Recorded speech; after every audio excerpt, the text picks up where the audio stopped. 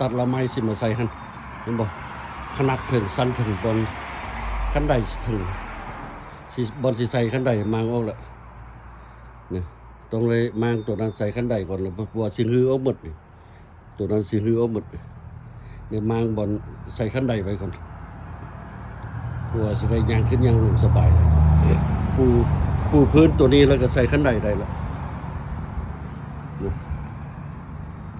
ปูพื้นนี้ก่อนโอเค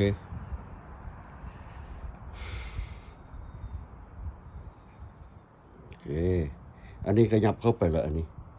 ตัวนี้มันยับเข้าไปมันได้อันนั้นสแควร์มันแล้วบัดนี้ยับเข้าไปนิดนึงให้บ่ค่อยยับให้ค่อยยับโอเคเก็บแพลตฟอร์มเฮาแล้วล่ะบัดนี้เก็บแพลตฟอร์มแล้วบัดนี้รอท่าแต่แปลนปูรอท่าแต่ปูแปลนผู้สิไปซื้อแปลนอย่างบ่มาเถอะนะปูแปลนละเศษสันถึงหั่นมางสันถึงหั่นปูแปลนสันถึงก่อนเพราะว่าเห็นบ่บอนประตูออกมาหั่นสันถึงไม้มันบ่คือกันนี่เศษมันคือกันหมดมั้ยนะมางสันถึงหั่นปูพื้นนี้ก่อนปูพื้นนี้เราเหยียบได้เราเฮ็ดเอาขั้นใดใส่แล้วขึ้นลงบ่ทันเราแปลว่าปูแปลนสันถึงนั่นแหละโอเคนะโอเคใช่ไหมเครื่องไม้เครื่องมือมาเพิ่งมือแรงที่จะเอาจัดจอดมืออื่นนี่จะไปจอดอันเส้าถุงหัววัดให้อาจารย์ก่อนเช่นเครื่องมือไม่เต็มนี่แต่ว่าซื้อมาบุทึกไหมทึกอยู่พอสิได้เฮ็ดแฮนด์เรลได้อยู่ทึกอยู่นี่ประตูถัดขึ้นตัวนี้ได้บ่นี่อยู่พี่ได้นี่อยู่นี่บริเวณข้างนั้นได้ขึ้นนี่ประตูทางขึ้นกันใดขึ้นนี่แล้วก็ขึ้นงอกมานี้นะเป็นเห็ดนะอันนี้ทางนี้สิใส่แฮนด์เวลทางนี้ข้างนี้ใส่เวลใส่ผนักขึ้นนั่นแหละใส่ผนักโอเคนี่แพลตฟอร์มแล้วละแพลตฟอร์มรอท่าจะปูแปนโอเค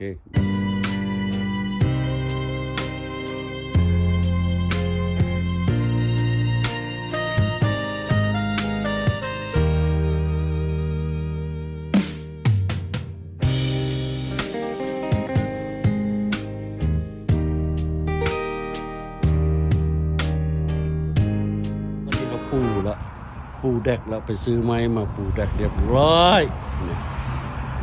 ไม้ข้างตัวนั้นก็ใส่แล้วเรียบร้อยปูแดกเรียบร้อย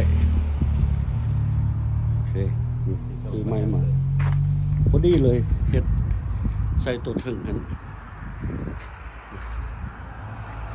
นี่แดกเรียบร้อยแล้วปูไว้ละ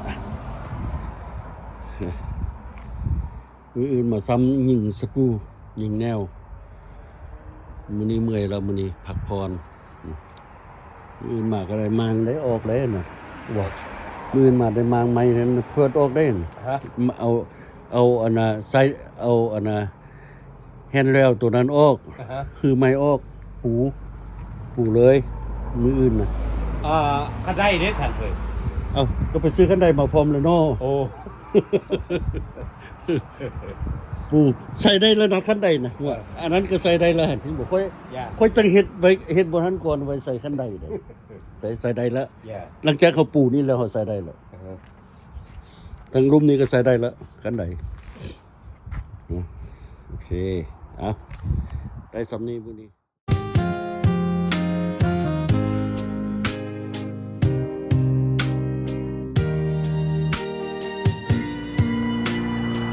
นี่กันไหนดิคัก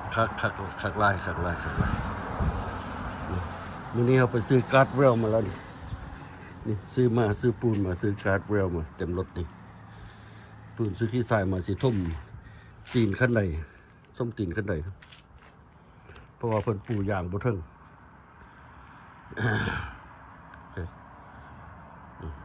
นี่สิเฮ็ด ดีไซน์การ์ดเวลแล้วก็แฮนด์เวลนี่แล้วปูแปลนถึงๆหัน2-3น้อยเดียวก็แล้วละแปลนถึงๆพุดเดียวก็แล้วปูแปลนถึงๆบ่ยากโอเค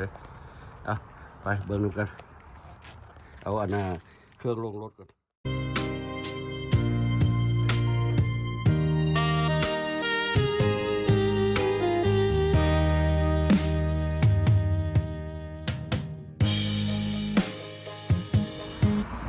นี่มื้อนี้ได้การ์ดเวลใส่คันใดใส่ผนักได้ใส่มีอย่างเรียบร้อยมื้อนี้นี่บอนสิเทปูนอันนี้ไม้ไว้แล้วเทปูนตีนคันใดนี่ไม้ไว้แล้ว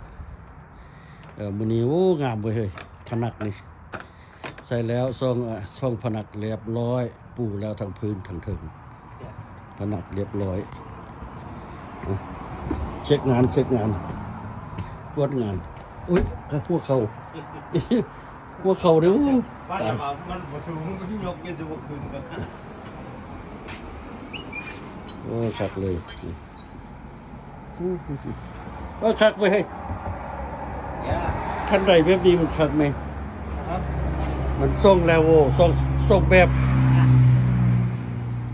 ส่งแล้วโวคักเลยพนักไม่ยังจะใส่หรอกเรียบร้อยยังตัวพนักหนึ่งสิมาใส่นี่ใส่บนฟ้านี่ฟ้าเงินยังใส่อยู่บ่วะใส่อยู่บ่ฟ้าเงินนี่บนพนักนี่เฮ้ย ฮะ ใส่เนาะ ใส่ยังก็เฮ้ย พนักตัวนั้นมาใส่บนฟ้าเงิน สิใส่อยู่บ่ ใส่ตัวบ่ มันจะงามบ่ ใส่ก็ได้เป็นอย่างนี้ นักก็ได้ใส่ ตัวนั้นตัวหนึ่งเขาที่ใส่นี่อยู่แล้ว โอ้ขนักใส่นี่มองบ่ ใส่ทางในนี่นะ โอ้ ใส่ติดฟ้าเงินนั่นนะ เอ้าตอนนั้นบ่ ขนาด ใส่มันงามเด้เฮ้ย ตัดเส้านี่ออกหมด กลัวกันใส่งามเด้ เยอะก็ใส่เหลือ Yeah. ใส่มันงามว่ามันให้มันคือกันไหมแล้ววันนี้เราตัดเส้านี่ออกซะ ตัดได้เฮ็ดจังไดบัดนี้สิ ตัด ใส่ ทิ่มเหรอ สิใส่สั่นบัด ตัดไว้ตัวตัดทิ่ม ก็ฮู้อยู่ฮักแต่ว่าอัน มันมีมองใส่ ตัวนั้นมันสิใส่ แต่ว่า ตัวนั้น กูบอกก็ยังให้อันนี้ก็ยังให้แดกตัวนี้แข็งแรงโอเค อย่า ก็สิเอาตัดเส้าตัวหนึงมาหยิบติดใส่ตัวนี้นะหยิบติดใส่กับเหือดนี่นะอยากให้แดกตัวนั้นเพิ่มความแข็งแรงของแดกตัวนั้นนะ กูสิใส่นั่นไรแหละ ยับอันนี้มาติดนี่นะแล้วยับติดใส่พื้นนั่นเลยให้มันคำให้มันดึงกันอยู่ไหม กูคิดว่ากูว่ากันใส่ก็อยากให้ใส่ตัวนี้แล้วดี อย่า ย้อนลงไปพุ่นลง ย้อนลงให้มันยืนดึงกันอยู่ ให้ มันติดฟ้าเงินมันดึงกันอยู่ ให้มันดึงแดกตัวนั้นอยู่ อย่า บ่แผ่นดินไหวเลย อย่า โอเคเจ้าเข้าใจบ่ อืม แผ่นดินไหวแล้วบางเทื่ออันน่ะตัวก้อนหินเจ้าห้องคือมันง่าย ฮะ เจ้าต้องเอาห้ายังดึงมันไว้เอาตัวยาวนะทุกใบโฟก็ได้นะ แม่นบ่ ทุกใบโฟตัวยาวมาใส่แต่คือเจ้าว่าแหละใส่ฟ้าเงินติดตัวนี้นะใส่ติดตัวนี้รู้บ่ อย่า นี่ใส่ให้ติดตัวนี้ไว้รู้บังรู้หันแข็งแห้งอยู่บ่โอเคอยู่ อย่า เขายัง ตัวนี้ยัง เขา บ่ ต้องได้จับอันเส้าทางในดูดู เข้าใจ เส้า บ่ ทางในเขาต้องได้จับ ตัวนี้ยังบ่แข็งๆนี่ เพราะว่าจังคนนี้เด้ ใส่ เขายืนใส่แล้วตัวนี้ฮะดิ โอ้ ใส่ไปหั่นดิมันสิแข็งแห้งเขาใส่ตัวฟ้าเงินนี้แล้วน่ะใส่ตัวนั้นแล้วโอเค อย่า มันสิแข็งแห้งเขาเอาตัวฟ้าเงินมาใส่ เขาเอาแววเขาเอาแววตัวนี้มาใส่นี่งามเลย โว้ยก็ใส่ก็อย่างว่านี้ครับ อย่า อันน่ะตัวนั้นน่ะสิมาใส่ให้น่ะมื้ออื่นมาเจ้าเห็นแล้วน่ะคันฝนบ่ตกว่า อย่า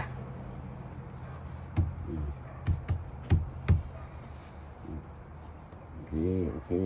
เข้าใจแล้วนี่เอาจะให้ไม้ตัวหนึงมาจับซะนี่รถให้มันยึดกันไว้ยึดกันไว้มันแข็งแรงแต่ตัวนี้มันก็แข็งแรงแหละ อย่า แต่ว่ายึดกันอันแผ่นดินไหวไหมบ่ให้อันน่ะหินห้องเจ้ามันง่ายไหม อย่า โอเคเอาเข้าใจตามนั้น เข้าใจตามนั้น โอเคได้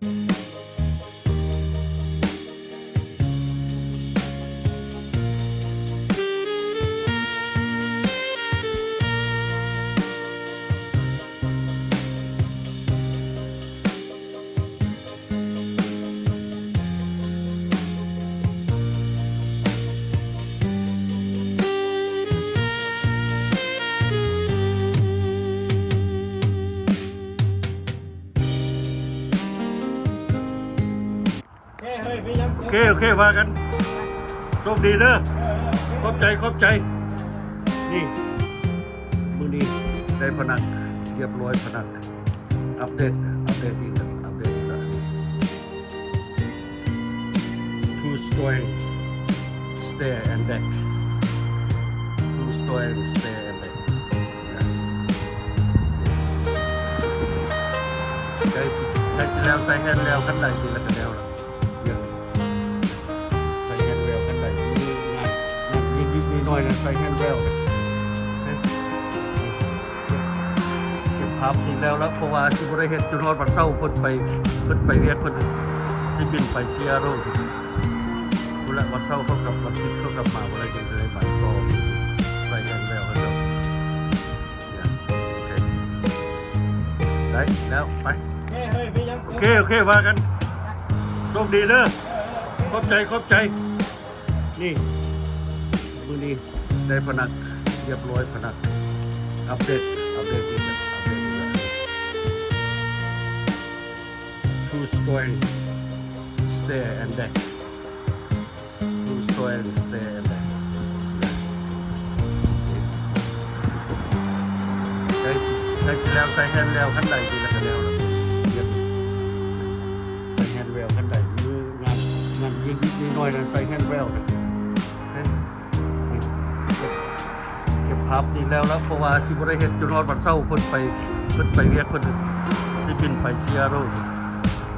พุ่นละวันเช้าเขากลับวันอาทิตย์เขากลับมาบ่ได้จึงได้มาต่อใส่แฮนด์แววแล้วครับเนี่ยโอเคได้แล้วไป